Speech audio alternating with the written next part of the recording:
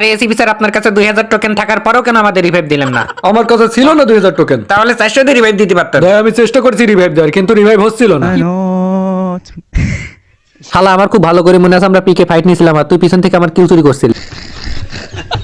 আর ডাউনার পর আমি দেখেছিলাম তোর কাছে 3000 টোকেন রয়েছে, তারপরে আমাদের রিভাইভ দিসনি। কিভাবে বুঝবো রিভাইভ দেওয়ার সুযোগ ছিল না? ভাই আমাদের তো র্যাঙ্ক মাইনাস হয়ে গেছে, এত সহজে স্বীকার করবে না। আমার ডিজার্টটা দাও। অভিজিৎ, আমি তোরে বারমুডা ম্যাপ থেকে একদম সরাই দেবো। আরে স্যার কি করতেছেন? তোমাদের খুব শখ না জানা আর আমি তোমাদের কেন রিভাইভ দিইনি? আরে সেটা তো আমরা এমনিতেই জেনে না।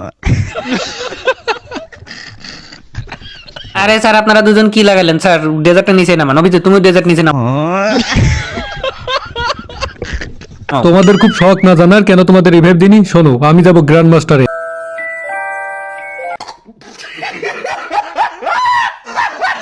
আর রিভাইভ মেশিন এর কাছে অনেক এনিমি ছিল, এই জন্য আমি তোমাদের রিভাইভ দিতে যাইনি।